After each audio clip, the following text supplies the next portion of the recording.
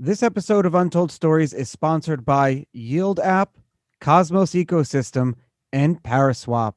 You'll hear more about them later on in this episode.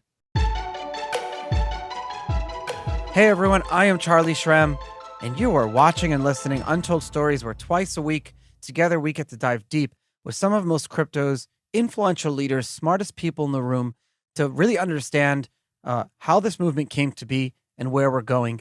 There's so much now in this industry that you're being pulled in so many different directions, and there's so much saturation. So lately I find myself having to be this person to like slice through the fear, uncertainty, and doubt and all the crap that's there. And it's my pleasure to do that. Really my pleasure today to be here with Douglas Borthwick. Douglas, sorry about that. He's the Chief Marketing and Business Development Officer at INX.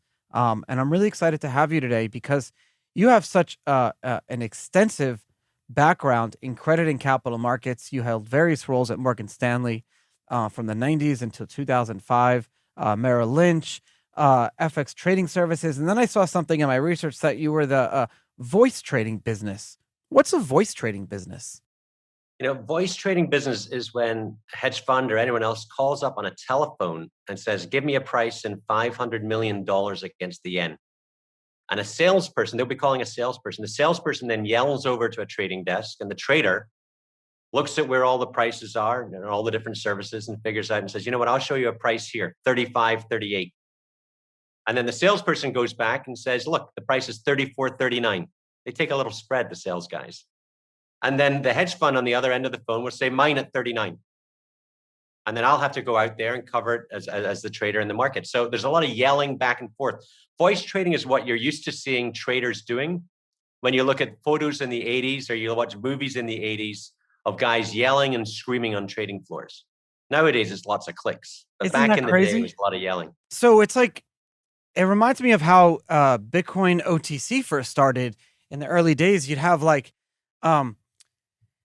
so like you go to the New York Bitcoin Center in 2012, and every day there was a trading floor, and because it was like Wall Street, and yeah, everything was digital, of course, trading Bitcoin and everything.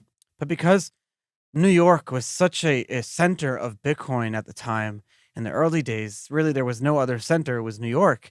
Even before Silicon Valley took this on, you'd go to this place, and there would be a guy get up every day, and he would just start doing trading, live trading. Like, I have offers. These are the offers. These are the bids. Who wants? And he starts creating, and you'd be able to buy large blocks. It was really the only place you could buy large blocks of Bitcoin. I sold Fred Wilson his first Bitcoin in a park on a street.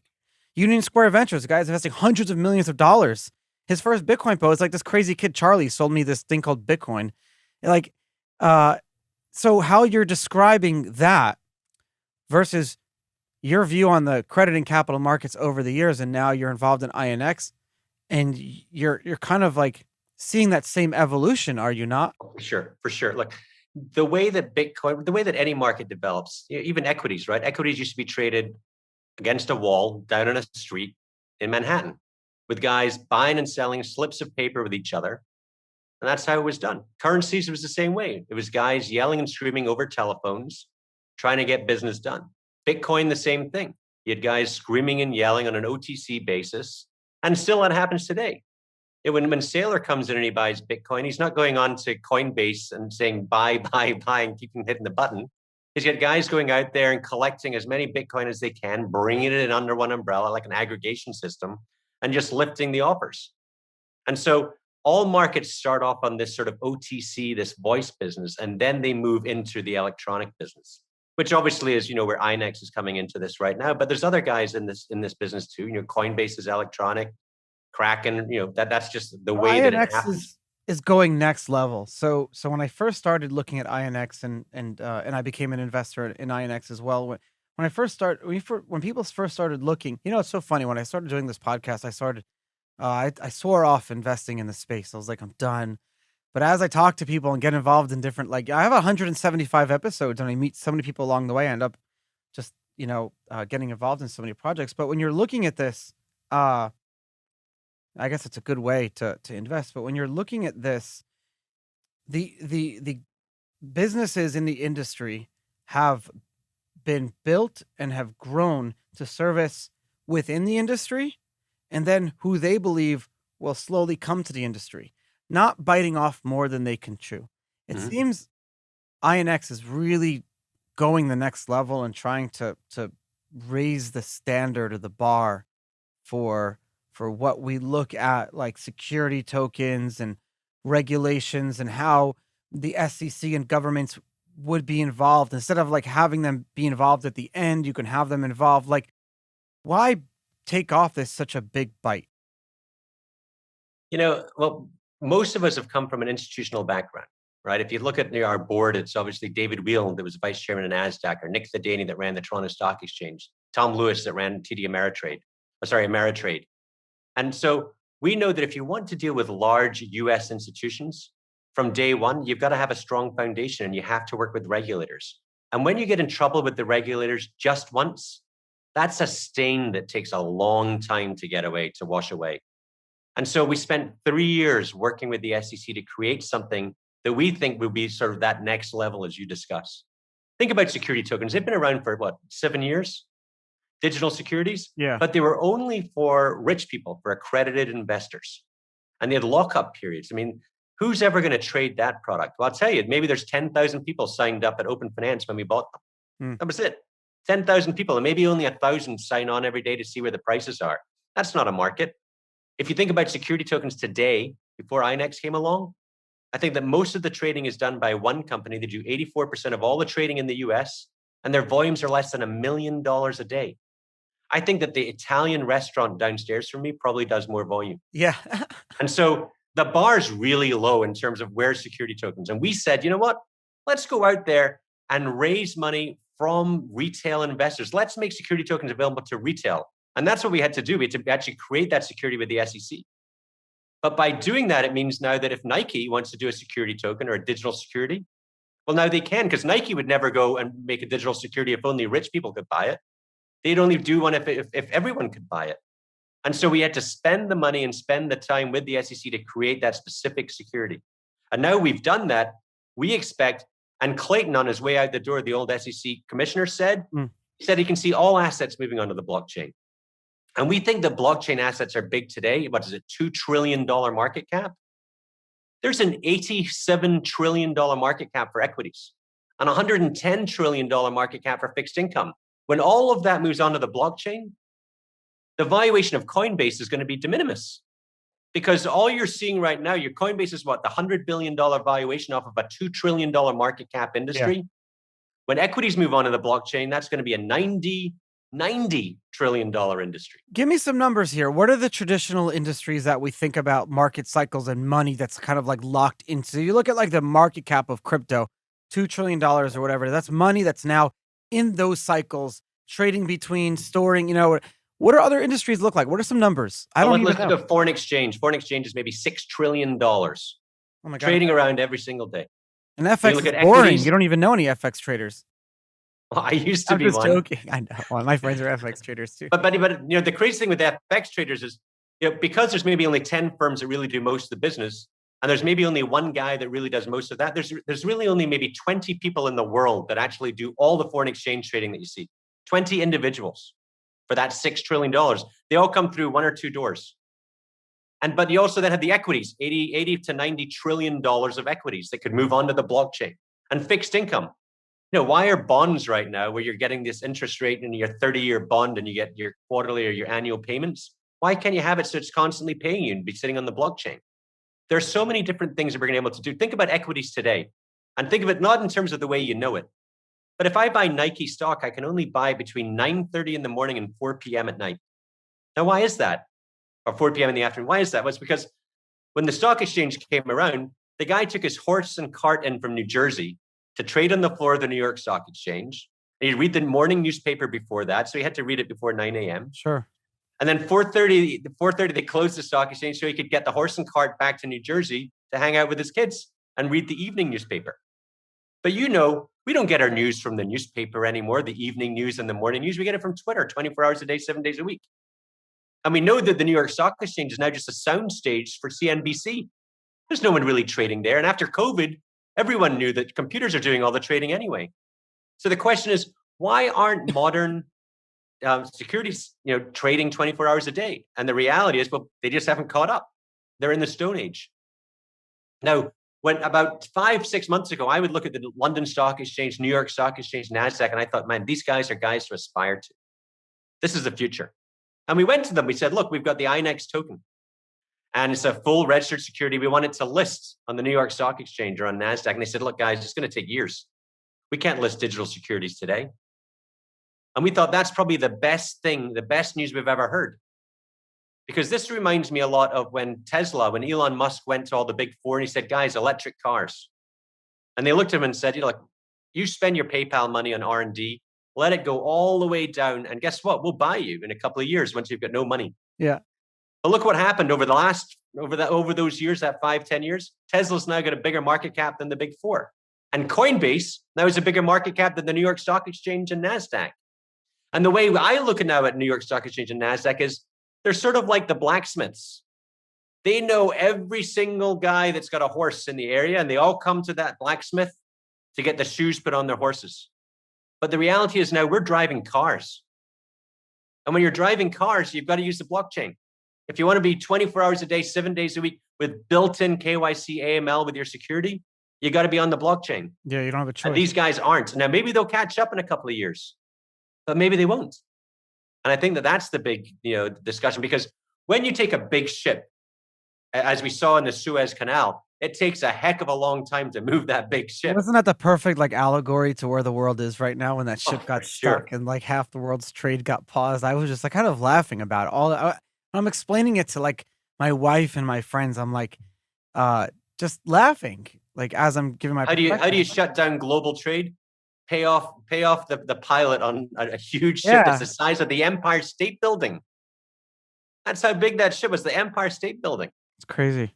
Unbelievable. And then they had the digger trying to push it off the shore. DeFi. You keep hearing me talk about it, and we know at the same time that the stock market is at record highs, but the economy is broken in recession. Government debt is off the charts.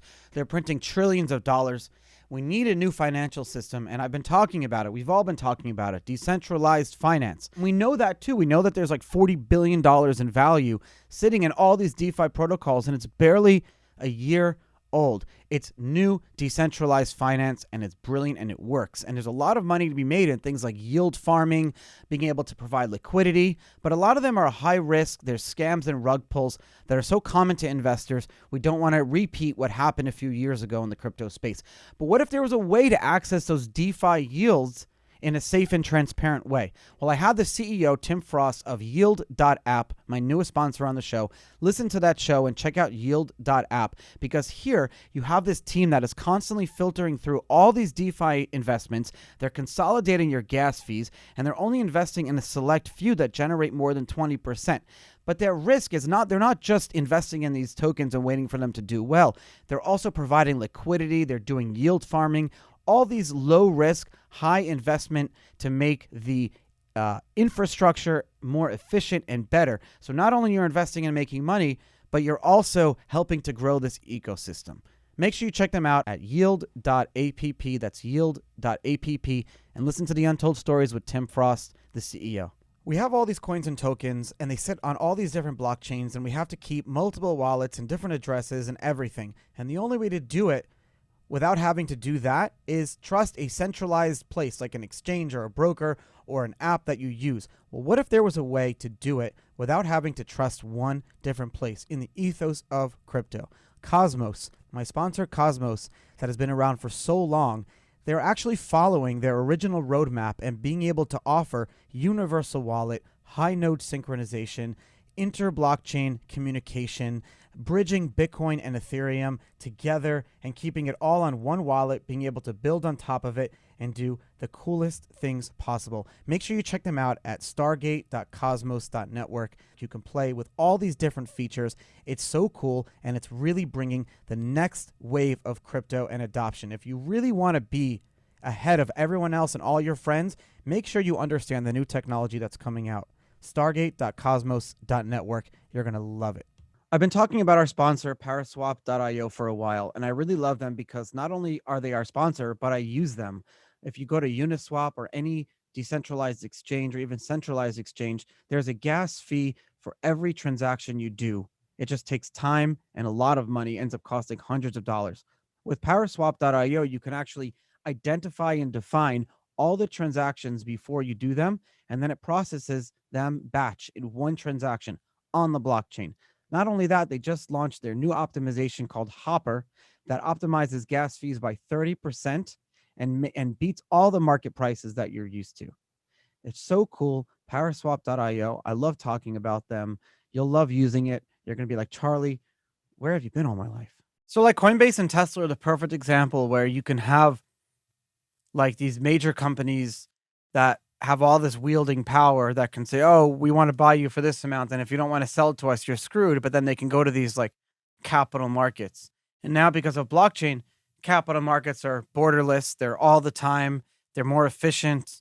There is actual physical representation. Digital, I would argue that blockchain gives you physical representation of your money. Because right now, if your financial institution sends you a letter saying you're closed, if you have no other financial institution to go to, you have no way to have a representation of the money that was kept at that financial. Think about that for a second. People don't understand, like, if you get shut down of a bank and you have nowhere else to go, if other banks say we don't want to bank you, where do you do it? You get a cashier's check from that bank that you can't do with it anything. You can't deposit it.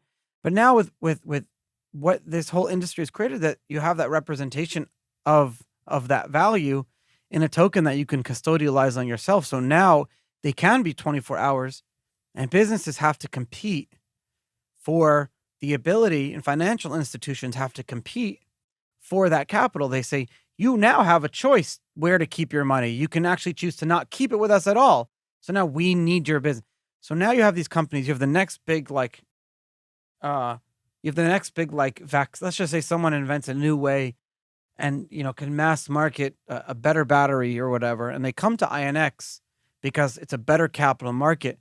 What does that process look like for that company as opposed to if they would like go to the traditional SEC auditing route, IPO, the traditional way to do, like large capital raise or get access to like the capital market to really scale your business? Let's say your YouTube show. Okay. Let's say you've got residuals on this YouTube show. You have so many people coming in, and every year you're making $5-10 million that are coming in the door into Charlie's pocket. And you say, I want that money today. I want to be able to invest today. So what we do is we take all of these flows and we flow them into a trust. And we call it the Charlie Shrem Trust. And we put out a prospectus on that with the SEC. That would probably take you 9 months, maybe $750,000 up front. But then we would sell it. You'd send a tweet out to every single one of the followers that you have on all social media and say, guys, if you want to invest in my future and in my my YouTube shows and everything else that I'm doing, you can buy that now here on this webpage. And all of the fans that you have can go to that webpage and invest. And if they buy a certain amount of these tokens in you, guess what? They can meet you, they can hang out with you, they can have dinner with you. And if they don't, then they don't. But you can use your fan base or all of your customer base to raise money directly from the general public. And because now you can have retail investors. You guys, why go out of your way to include retail investors? Because my listeners are saying, well, I can do that now. There are a lot of applications where I can create these like creator coins. Yeah, but that's called crowdfunding, right? It's crowdfunding, or it's not securitized. Crowdfunding is limited to like $5 million. Charlie, I know that the residuals for you are probably $50 to $100 million. Yes, I wish. And you'd like the bigger bucks coming in today, and you could sell to retail. Now, why sell to retail? If you just sell to accredited investors, there's no trading. If you sell to retail loves to trade. But not just that. We want the retail guy that's trading crypto has been able to trade crypto, Ethereum, Bitcoin on all these exchanges, but they haven't been able to trade security tokens. Because the security tokens then have this limitation. Say, sorry, guys, only for accredited investors. And we wanted to take the millions of people that trade crypto on our platform and say, look, press this tab and now you can trade all these securities 24 hours a day, 7 days a week. Now you've got a market. Would you rather have something and list something where there's 10,000 people that can trade it, or where there's millions of people that can trade it? Once you open up to retail, I think you open up to around $40 trillion of money that can invest in your project. When you just keep it for accredited investors, you're really limiting yourself and the liquidity of that product. And it's not transparent. And that's a big thing because everything is on a blockchain. Things can be followed a lot closer. And you also prevent 5 or 6 stupid people from messing up the overall market. So you look at what happened with is it Archegos? How do you pronounce it? The Arca Capital Management fallout that had a big thing last week. It was like Credit Suisse took like a $4.7 billion write-off because of it. A bunch of things happened. What happened there? And like how can Well, that was all about margin. Yeah. The guys get $10 billion sitting in a bank account, and all the prime brokers say, you know what, we'll give you up to 75 billion to trade. And he traded in all sorts of products. They didn't have to report because it was registered as a family office. And so the reporting standards are lower. And so when some of these products started going down in price, there were margin calls. And folks were sitting there saying, well, we can get out now, or we could sit there in a meeting with all the other prime brokers and decide to do something as a group. And Morgan Stanley and Goldman Sachs said, you know what, we're getting out right now. Because you've got to think about yourself. Morgan Stanley and Goldman Sachs report into their shareholders. They don't report to the greater good. And so I think they were quite smart to go out and they say, you know what, we're getting out of this right now. We've got to protect the shareholders. And the other guys, maybe they didn't have the ability to turn around and say, make that snap decision of let's get out of these products. Maybe the risk managers didn't have that ability. They had to go and seek, the approval from others. And so they ended up losing money because it took them a longer time to actually pull the trigger. Now, one of the cool things about the blockchain, and you talked about this, is when you buy a security on the blockchain, obviously your ownership is immutable. And it shows up there. And if you go on Etherscan, you can look in someone's wallet address and you can see what they own. That's pretty astounding. With the INX token specifically, let's say you lose it. You always hear about the boating accident. I'm sure when the IRS call you, Charlie, you're going to say, you know what, I lost all my Bitcoin in a boating accident. Yeah. And no one can ever prove it. So it's great. But with the IRS security, is calling every month. Don't worry.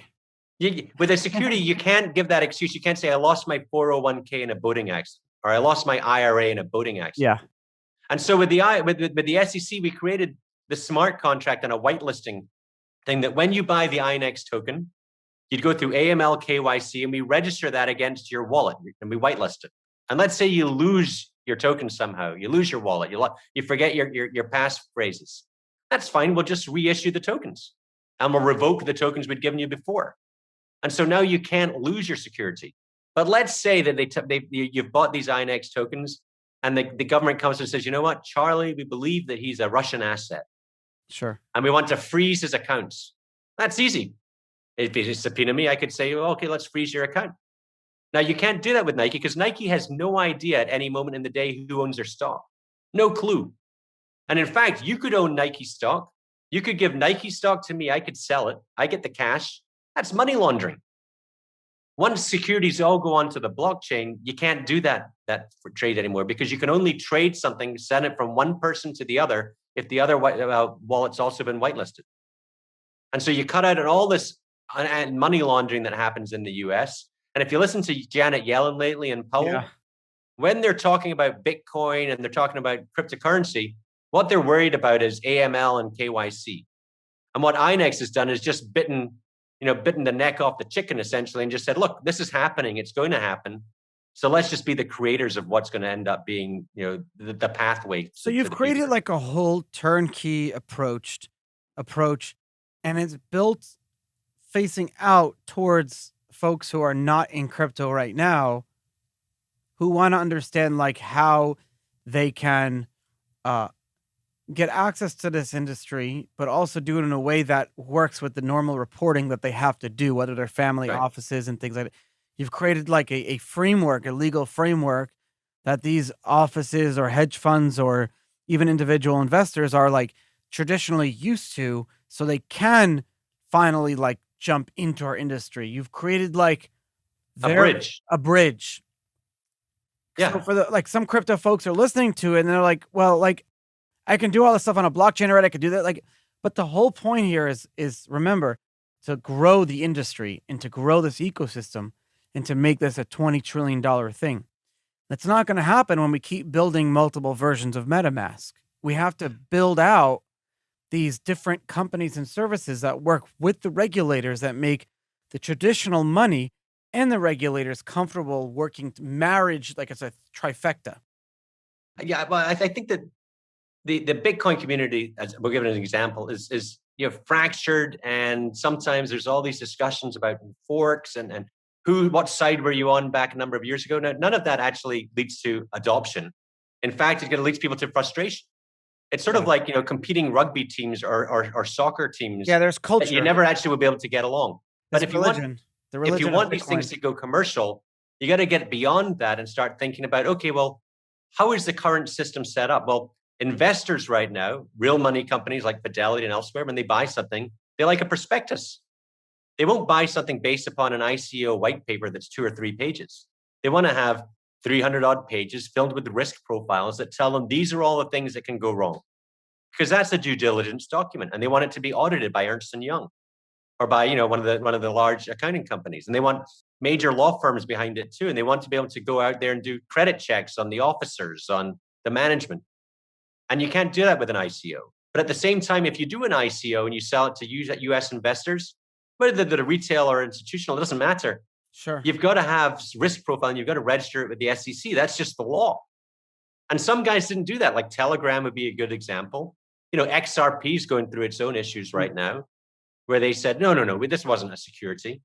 Well, they may say that, but I know back in 2018, when we filed our first prospectus, we listed every cryptocurrency except for XRP, because at the time we saw it as being a security.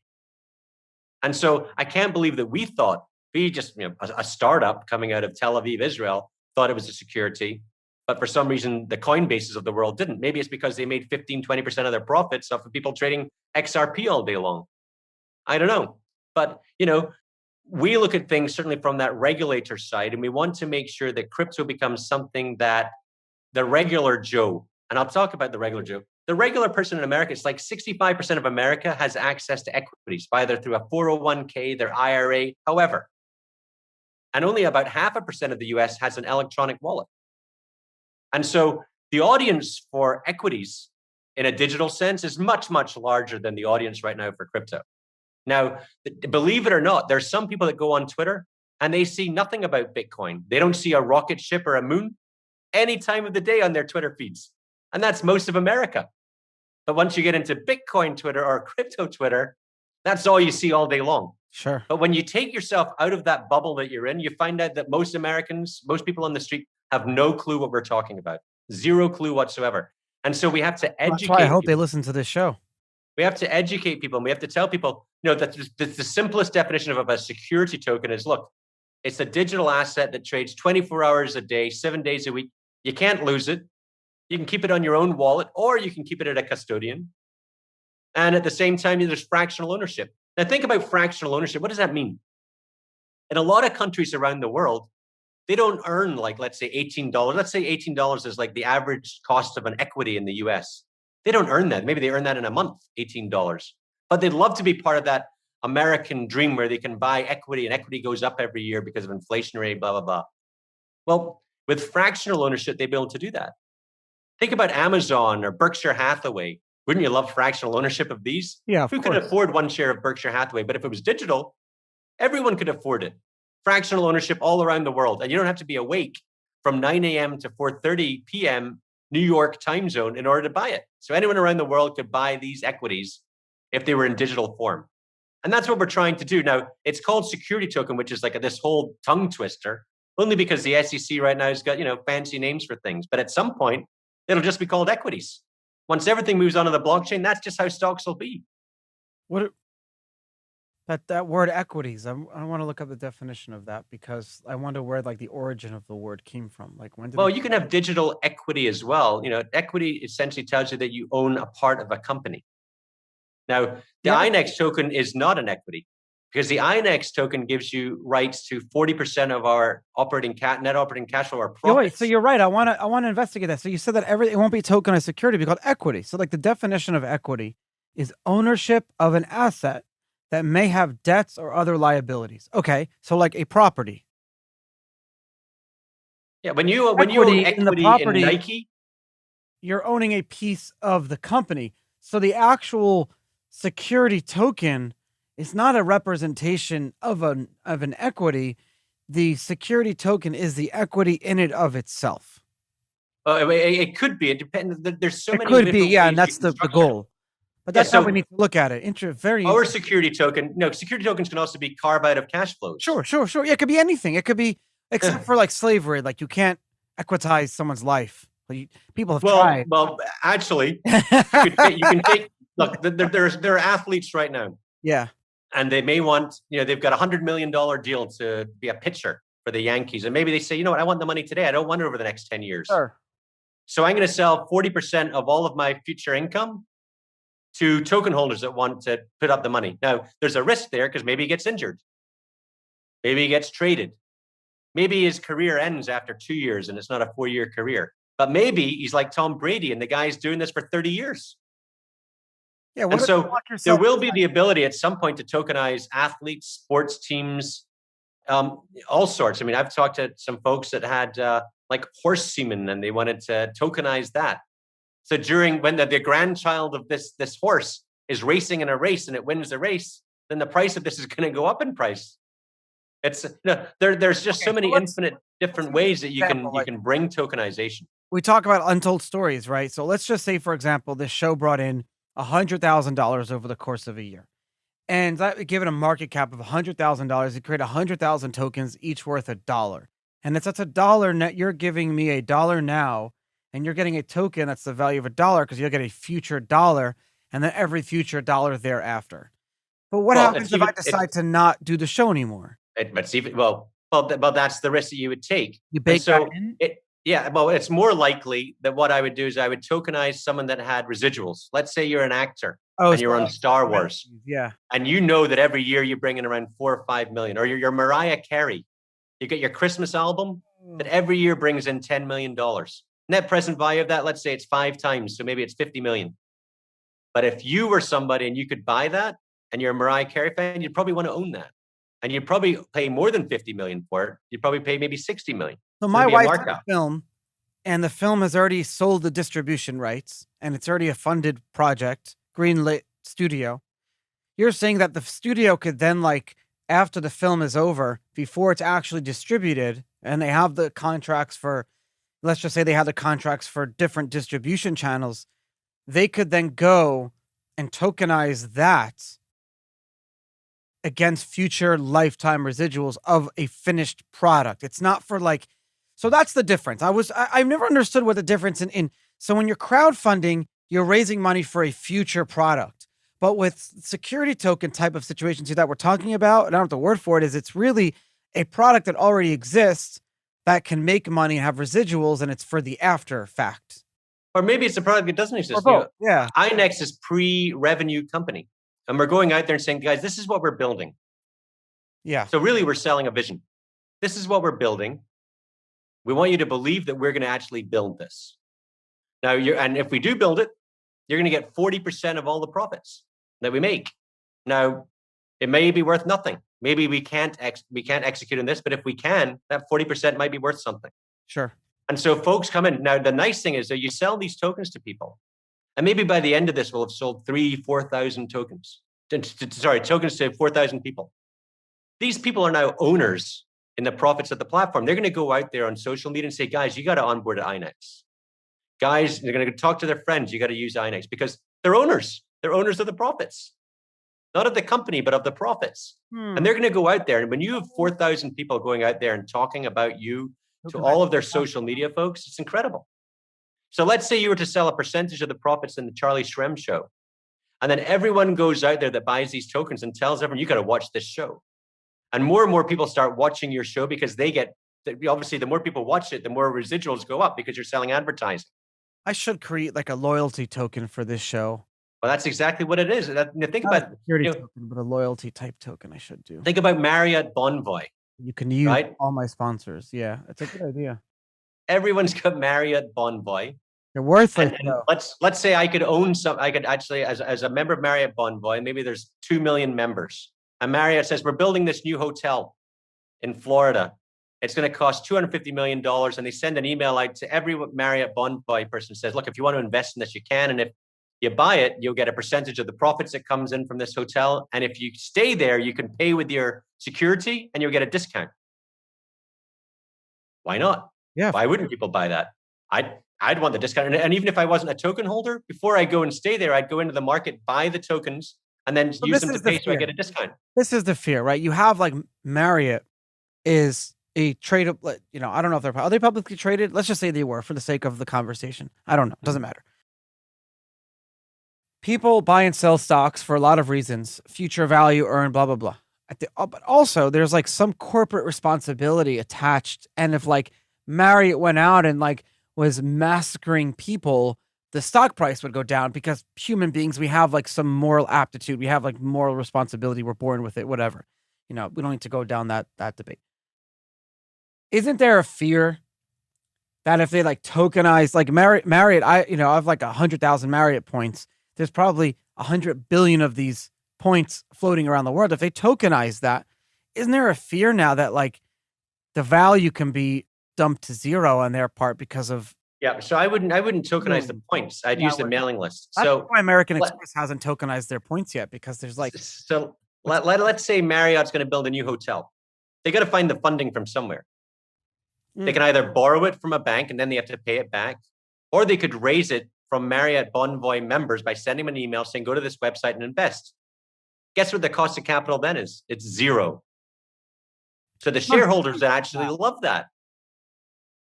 When COVID hit, I got a letter from Mercedes-Benz. And the letter said, if you're willing to lend Mercedes money, like Mercedes was asking to borrow money from current Mercedes like leaseholders. And I was like, that's so novel. And maybe that's been done before, but I've never actually got a letter. I never thought that that would be something that companies could actually ever do. If you think about anyone with a loyal following, fans, think about the Apple users or Tesla users. All these guys are really loyal followers of people. And when you come out with a new product, they'll buy it in a second, sight unseen. You can use these folks, or not use, but you can encourage them to join you when you have new initiatives that you want to borrow from. Right now, if you're an artist or an actor or anything, and you've got residuals, or you want to do something, you've got to go to a bank or a private equity company and raise money from them. You got to create a business around yourself. And maybe you give up 5-6% of the overall money you're raising. It's crazy. But if you do it through a security token, guess what? You don't have to give up anything. You've got complete control, and the guy that's giving you the money is your fan, and the fan's going to have their interests in the same way aligned as yours. I want everyone to understand what you're describing, Douglas, is not new or novel. It's been done from even when Columbus had to go to the Spanish queen and ask for money to go on his voyage. It's been done forever. But the reason that it's so difficult, costs so much money, and then those who actually do it, the middlemen, get so rich. You ever wonder like how everyone, like some of these Wall Street folks have gotten rich over the years? That's how. Because the way to do it has been so inefficient and so fractured. So all you did was take a model, create a turnkey, and then create no latency. There's no middle. It's just full. You cut out all the middlemen. So where Bitcoin is like, if you understand Bitcoin at a very high level, all it is a battery of energy. Because in the past, there was never a way to like take energy, transfer that energy into something where it can be stored. And that's really what Bitcoin is. There's a cost to mining Bitcoin. And whatever that cost is, those miners are dumping Bitcoin every day. But on the other side, you have people who have such a belief in the value and the future value of Bitcoin that there's a perfect equilibrium of supply and demand and price, demand and selling pressure, that it creates an equilibrium. That's all. It's an energy battery. What you did here and what you're talking about is saying, wow, loyalty is energy. Loyalty is power. Business loyalty, personal loyalty. We're just tokenizing that energy. And that's what a security token is. We're tokenizing that energy, and we're putting legal wraps on it so you can actually do it. It's brilliant. It's brilliant. People could do it in the past, but just not legally. Not legally, not fast, not easy, not in a way where the risk appetite can stay low and you don't need to go and convince people and do these crazy hodgepodge things. It's brilliant. Douglas, thank you so much for coming on Untold Stories today. We just perfectly wrap this up, and like everyone who's listening is like mind blown right now, because that's the future of this whole thing. Well, thank you very much for having me. It's great to be here.